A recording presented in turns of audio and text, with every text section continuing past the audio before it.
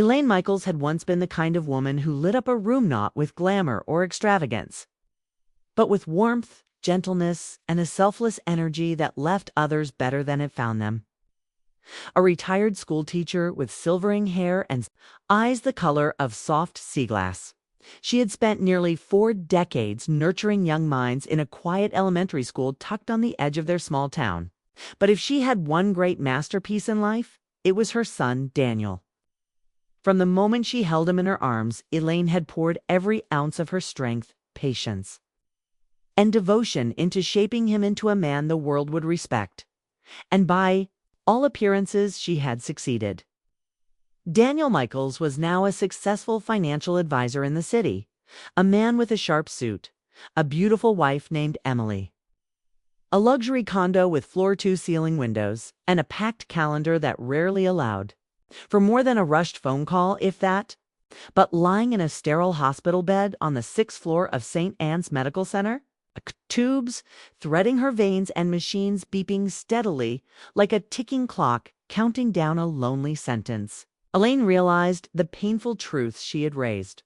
A man who couldn't be bothered to show up. The heart attack had been minor.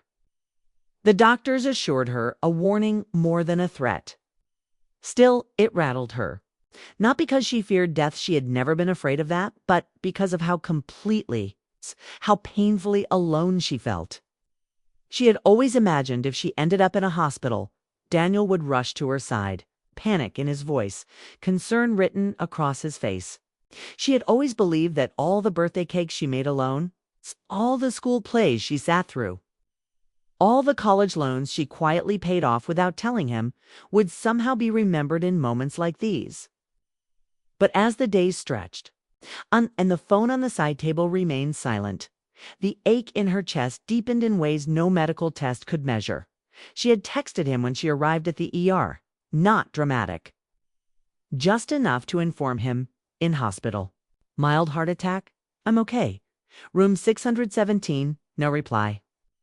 2 days later, she left a voicemail, her voice still winded from the incident, but steady. Hi, sweetheart. Just letting you know I'm in the hospital.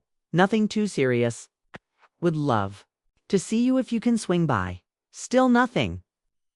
She wondered if he had changed numbers, but she saw he'd read the text. The little scene checkmark betrayed him. The nurses began to notice the absence of visitors. One, a kind-eyed woman, named Tanya, asked gently, "Still no one, Mrs. Michaels?" Elaine smiled, the kind of smile that stung her cheeks to fake. "My son's very busy. I'm sure he'll come soon." By day 5, the lie had begun to sour in her mouth. By day 7, she stopped bothering to check her phone. And by day 9, when her neighbor Judith arrived with a potted orchid and a sympathetic look, Elaine stopped pretending altogether. Judith sat beside her bed, pulling a chair closer as if proximity could mend what absence had broken. She spoke softly, her words coated in discomfort. "I was at the club yesterday with my sister. Saw Daniel and Emily on the patio. They were laughing over mimosas. Looked like they were celebrating something." Judith trailed off, realizing too late how cruel the observation sounded. Elaine nodded, her eyes fixed on the orchid's vibrant bloom, willing herself not to cry. "Did he mention I was here?" she asked, already knowing the answer. Judith shook her head. "I don't think so. I didn't go over." A silence hung in the room like fog. The machines hummed. The hallway buzzed faintly with laughter footsteps. Carts wheeling trays of food past closed doors. Elaine imagined how Daniel might have explained his absence to others, if at all.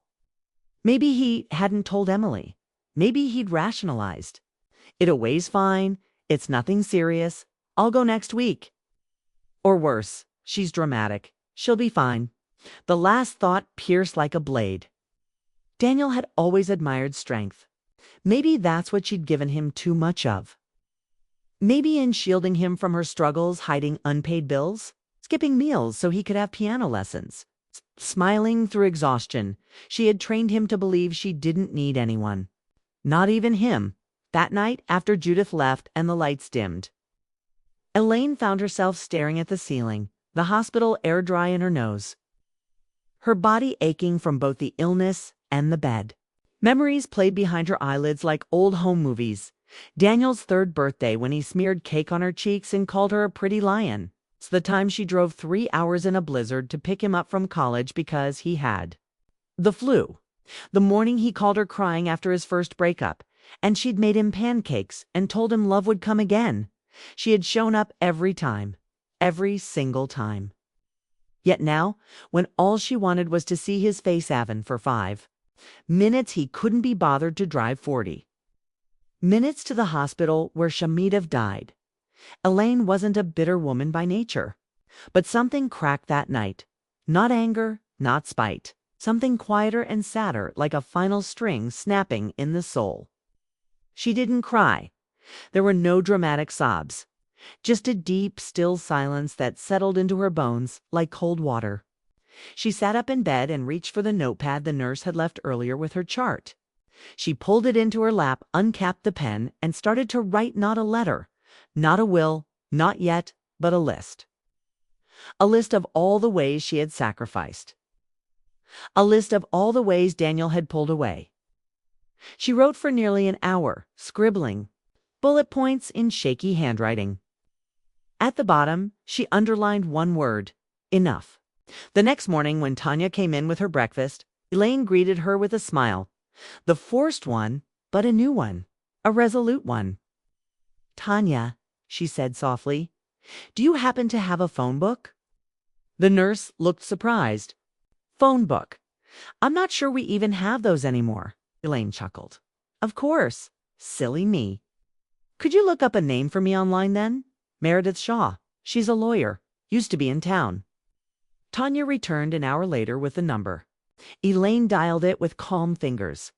When Meredith answered, her voice laced with familiarity and caution, Elaine said simply, "It's time I changed my will.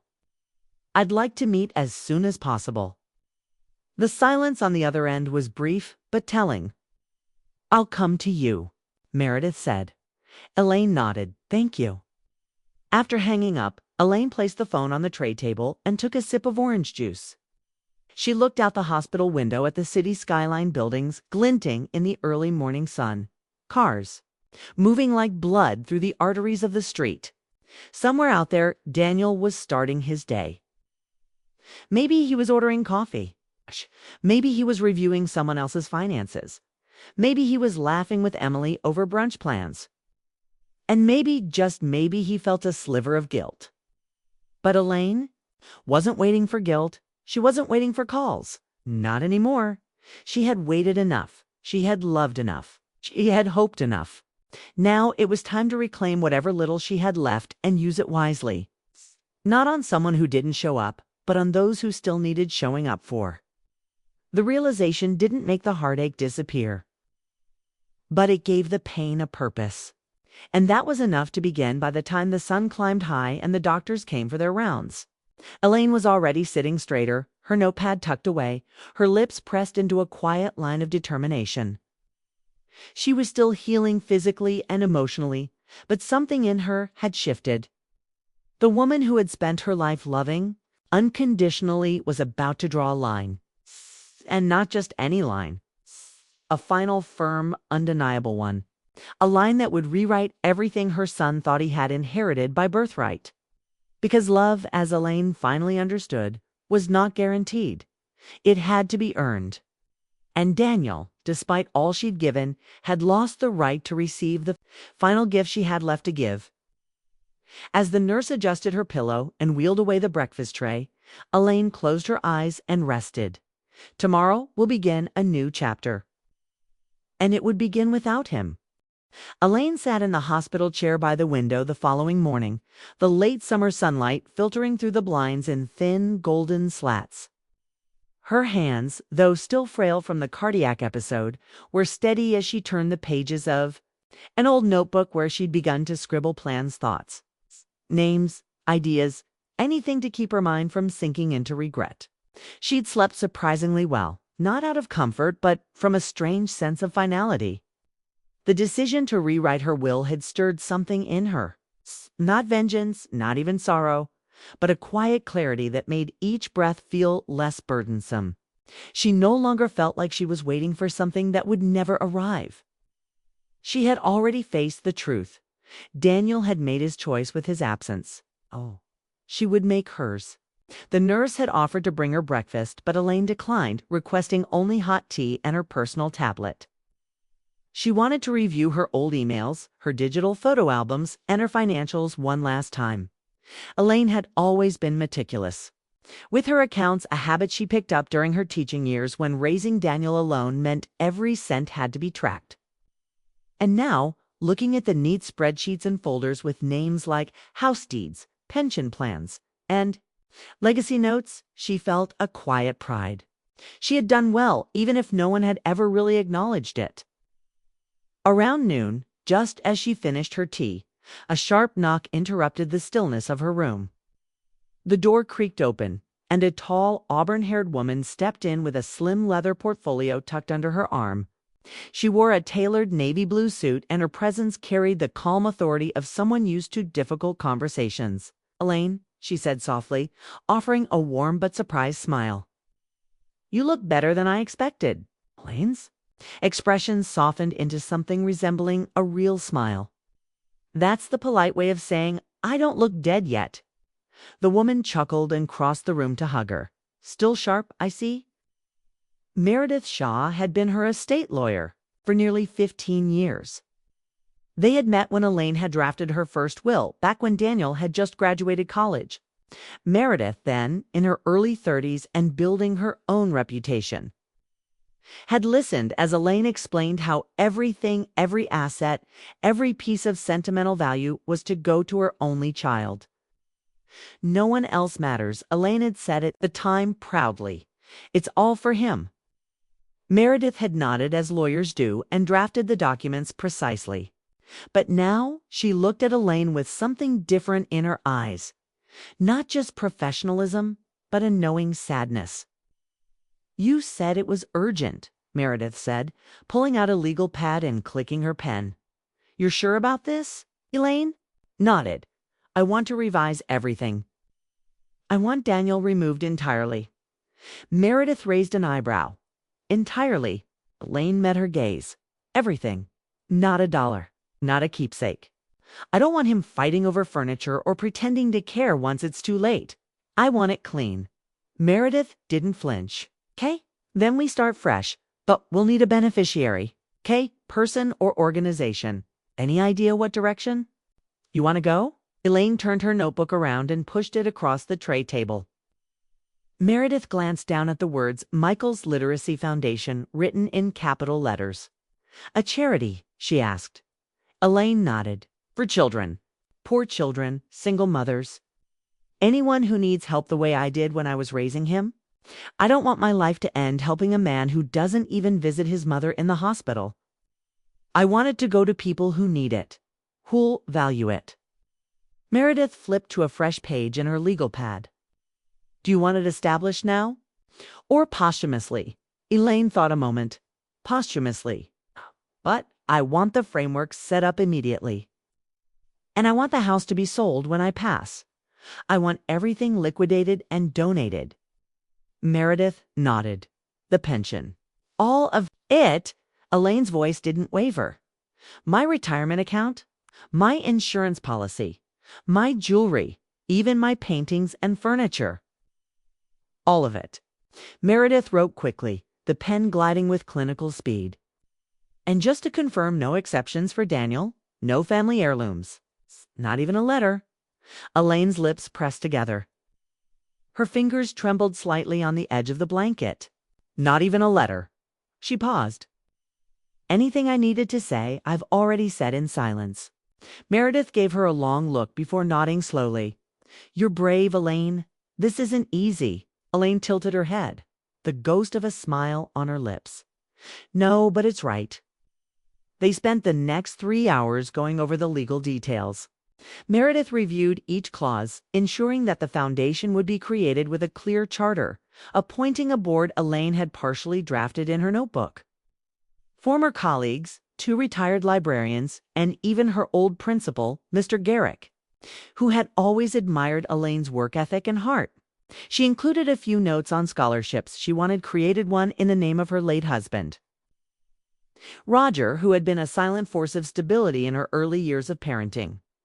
Another in the name of her own mother, a woman who had taught Elaine to read using tattered secondhand books from the church basement. With every signature, Elaine felt more alive than she had in years. Not because she was being spiteful, but because she was finally doing something that felt like her. Her legacy defined not by disappointment, but by choice. Meredith packed up the documents into a neat folder, standing slowly and slipping it back into her leather case. "I'll have these notarized and delivered to your home. I'll also update the county clerk's office with your changes." Elaine nodded. "Make it official as soon as possible." Meredith looked down at her for a long moment. "You know, he might fight this. Contest it. Let him," Elaine said. "He can scream and shout, but he'll know exactly why." She leaned back against the pillow, the fatigue beginning to creep in again.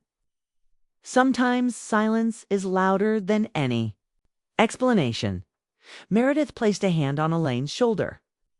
"I've had plenty of clients change wills, but not many do it with such calm resolve." Elaine looked out the window again. The sun was beginning to dip, the golden hue turning amber. "When you stop expecting someone to care," she whispered, "you stop feeling disappointed when they don't." Meredith left with a quiet promise to handle everything swiftly, and the door clicked shut behind her. Alone again, Elaine reached for her notebook and flipped to a fresh page. She wrote a simple title at the top, "What They'll Never Take." Then, underneath, she began to list things not measured in dollars: her dignity, her peace, her right to choose, and slowly the ache inside her chest softened. Not from medicine, but from meaning. She hadn't been thrown away. She had chosen to walk away, and that made all the difference. As the city lights blinked on in the distance, casting a soft glow across her room, Elaine closed her eyes, feeling for the first time in a long time truly free. The days that followed Elaine's hospital discharge were quiet, but not the painful quiet she had once feared. This silence was different. It was deliberate, chosen, and filled with a kind of peace she hadn't experienced in years. Returning home to the modest two-story house she had lived in for over 30 years. She found comfort in routine watering her garden, organizing her bookshelves, watching the birds from the kitchen window while sipping her morning tea. The knowledge that she had taken control of her legacy breathed new life into her days. The will had been officially updated. The trust documentation for the Michaels Literacy Foundation had been filed, and Meredith had confirmed that everything had been legally sound. Elaine knew there would be backlash eventually. No. One removes their only child from a will without waves, but she was no longer afraid of conflict. She had spent a lifetime avoiding confrontation to keep the peace. Now she embraced the stillness that followed firm decisions. But still, even in her new resolve, she wasn't prepared for the moment it actually happened. It was a Sunday afternoon, just after she had finished trimming the lavender bush in her front yard, when she heard the sharp, unmistakable sound of tires screeching against pavement. A sleek black BMW pulled into her driveway with aggressive speed, and the driver's door flung open before the engine had even quieted. Daniel stormed out, his face flushed and jaw clenched, wearing a designer shirt unbuttoned at the collar, his phone still in hand. "You changed your will," he barked, striding up the path with indignation spilling off of him like heat. "The hell, Mom?" Elaine didn't flinch. She slowly removed her gardening gloves and set them on the porch railing before turning to face him. "Hello, Daniel," she said, her voice calm. "It's been a while." "Don't do that," he snapped. "Don't act like you're the one who's been hurt. I just got off a call with my advisor. He was reviewing some of your documents for the foundation, and imagine my surprise when I found out you'd written me out of everything." Elaine gestured toward the rocking chair on the porch. "If you'd like to talk, sit down." He ignored the offer and stood fuming. "Don't want tea and small talk, Mom. I want to know what possessed you to do this. Elaine folded her arms, letting the question hang in the air a moment. You didn't come to the hospital. I was busy, he said sharply. Emily and I were at the country club. Elaine finished for him. Yes, I heard. His jaw flexed. You act like I missed your deathbed. You're fine. You're standing here trimming plants. I'm grateful for that, she said. But it wasn't just about that one moment, Daniel. It was the culmination of years. Years of watching you drift further away. Years of realizing I mattered less and less. Couldn't even return a text. Not a single call. You're being ridiculous, he muttered. Pacing now. People get busy. I have a life, a family, a career. Elaine stepped forward, her voice steady but firm. I had a life too. I had a career. And yet, I never once missed a moment of yours. I worked nights to pay for your tuition, skipped meals to send you birthday gifts you never acknowledged, sold your father's watch to help you put a down payment on your first home. I showed up, Daniel, even when it broke me. And all I asked in return was presence, a visit, a call. The basic decency of being seen. Daniel shook his head. So this is revenge. You're cutting me out to teach me a lesson. This is not about revenge, she said. This is about truth.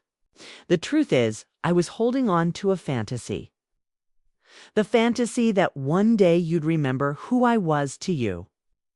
That one day you'd walk through that door, not out of obligation, but because you wanted to.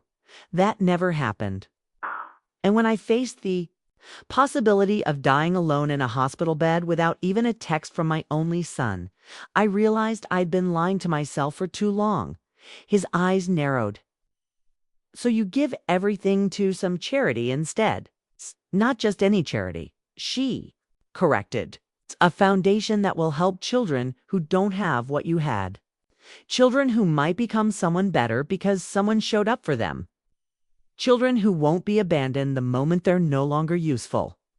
You're unbelievable, he said, stepping back. You're actually going to throw away your entire legacy for strangers. No, Elaine said quietly. I'm building my legacy. It was never supposed to be about money. It was supposed to be about meaning. And you made it painfully clear that the money would mean nothing to you beyond what you could spend. So that's it, he said bitterly. You're just done with me. No, Daniel, she said gently. You were done with me a long time ago. You just didn't say it out loud. He stared at her, stunned into silence. For a moment, his mouth opened as if to speak, but no words came. Then, without another sentence, he turned and marched back to his car. The tires spun as he reversed out of the driveway, the engine growling like an angry animal, and then he was gone. Elaine stood on the porch for a long time, watching the street return to quiet. Her hands trembled slightly, not from fear, but from release. The confrontation had been long overdue. And though it stung in a deep maternal place, she couldn't quite describe, it also freed something heavy inside her chest. She walked back into the house, closing the door behind her with care. In the hallway hung an old framed photo of Daniel as a child, smiling, arms wrapped around a stuffed bear. She had sewn for him. She touched the glass gently, not with bitterness, but with farewell. That evening, she wrote a note not to Daniel, but to herself. It read, I gave him everything I had. And now I give what's left to the world. Then she lit a candle, sat in her armchair, and read to herself from one of the children's books she planned to donate through the foundation. Her voice was soft, steady, and full of grace. Not a single tear fell, because grief had come and gone. What remained was resolve on the quiet strength of a woman who had finally stopped waiting for love that would never arrive. Autumn had always been Elaine's favorite season, the way the world transformed under a canopy of golden fire. The way leaves danced with a kind of celebratory finality, reminding her that even endings could be beautiful. Now, with summer long behind her and the ache of hospital beds and bitter confrontations fading into memory, Elaine stood beneath a towering oak outside the city's main public library. watching as a banner was carefully unrolled across its entrance. Michael's Literacy Foundation Grand Opening Celebration. It was surreal in a way. Just months ago, she had sat alone in that sterile hospital room wondering if her life had meant anything at all. Now, volunteers bustled around her, setting up tables filled with donated books, preparing hot cider, and pumpkin cookies, pinning "Ask Me About Literacy" buttons to their jackets. There were children skipping up the sidewalk, holding their parents' hands, and former students stopping to hug her with a reverence she hadn't felt in years. The foundation, funded entirely by her estate, had come to life faster than expected, thanks to Meredith's diligence and the community's love. The house had sold within weeks, her assets liquidated and redirected precisely as instructed. But more than the money, it was Elaine's vision that had stirred hearts. She didn't just want to fund programs. She wanted to build relationships, safe spaces, libraries, inside shelters, reading corners at local clinics, scholarships for single mothers studying at night. Her ideas poured into committee meetings, phone calls, and volunteer sessions. And though her bones still ached some mornings and her heart bore the scars of quiet heartbreak, her days felt rich in ways money could never replicate. Inside the library, a wall had been dedicated to her portrait taken by a local student. Hung in the center, surrounded by images of children reading, learning, laughing. Below it, a plaque read, "For every child who needed someone to believe in them." In memory of all the unspoken good. Elaine stood before it the first time, with tears silently trailing down her cheeks, not from sadness, but from something deeper. She had mattered. Not because she had given birth to someone, but because she had finally chosen herself. She had chosen to invest her love where it would multiply instead of vanish. As the months rolled by, Elaine's days filled with small joys, teaching a weekly story hour, baking muffins for volunteers, mentoring 2 teen girls through their first public speaking competition. She found herself invited to community events, asked to speak on radio shows, even featured in a local magazine under the title "The Woman Who Gave It All to Strangers and Meant It." Her house might have been gone, her furniture auctioned, her family portrait packed away, but her heart had never felt more like home. She walked with lighter steps, smiled without effort, and greeted every sunrise, not with dread, but with purpose. Then, one quiet afternoon in January, she received an email that reminded her the past wasn't done with her yet. It was from Emily, Daniel's wife. The subject line read, "Reaching out for the children's sake." Elaine opened it cautiously, her pulse quickening despite herself. The message was polite, if formal. Emily explained that she and Daniel had 2 young children, Nowtwins, a boy and girl.